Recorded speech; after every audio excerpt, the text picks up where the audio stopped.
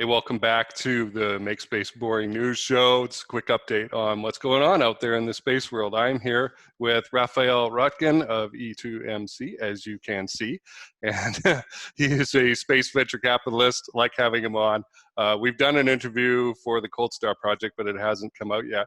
However, he has some updates on space financing rounds for the recent month, and I would like to hear from you what's going on. Thanks for being here. Sure, Jason, it's my pleasure. And it's been an exciting few days in the space sector, obviously, which leads us directly into the financing activity. So, as you mentioned, I do these regular updates on space financing activity, actually every month, and then every quarter, another summary, which come out on spacewatch.global, where I'm a contributing editor.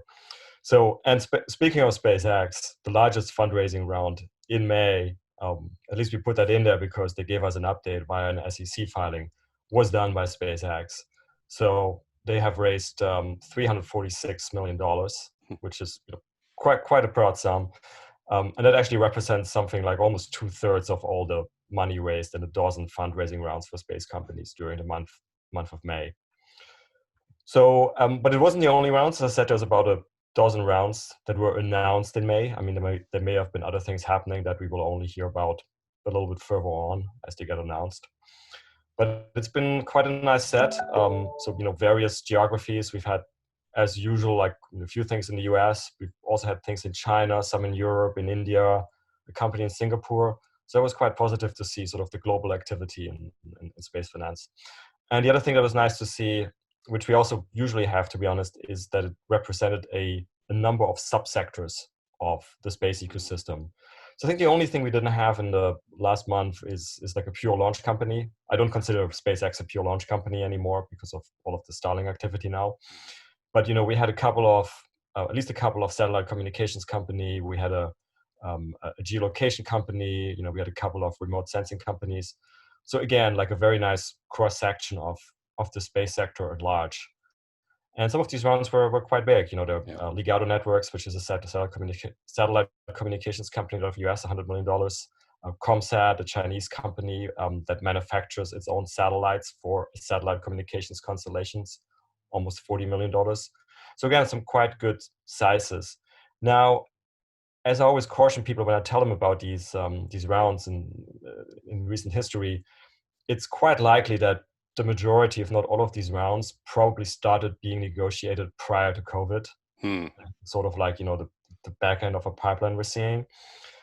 So, we have to take this with a grain of salt. Having said that, so anecdotally, because obviously E2MC, we're deep in the space financing world and kind of see what's coming out and how people are reacting and all of that. I think for the first time in quite a few weeks, you kind of start seeing more and more people coming back and being open to look at new opportunities and or to restart previous discussions that had been put on ice because of COVID. And put on ice, sometimes for reasons as simple as that people just couldn't go through due diligence, like they couldn't do things like site visits. And that's just really, threw a spanner in the works. So that's also on the anecdotal side, some positive news. And hopefully, over the next few months, we'll start seeing that come through the numbers as well. So that's kind of my little summary. I don't know, Jason, whether you had any specific questions beyond that. Fantastic. I'll link to the page below as well that we're looking at of these rounds that you've put together. It's exciting. I mean, it's quite a bit of money. There's a Norwegian spaceport I see that got some funding, 37 million. I mean, it's, like you say, it's quite diversified. So yes, this is not pedal to the metal, full speed ahead, but it is confidence building, It is. Yes, it's actually, and it's a good point you're bringing up with the Norway example. So that the spaceport is being entirely financed by basically the Norwegian government.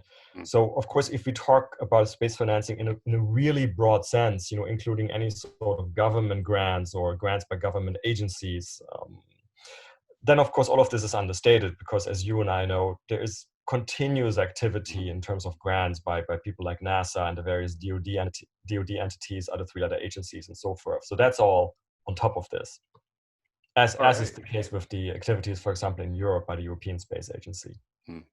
All right. Well, I recommend everybody go check that page out and keep track of what you're doing there with your reports on spacewatch.global. Thanks for being here, Raphael. My pleasure.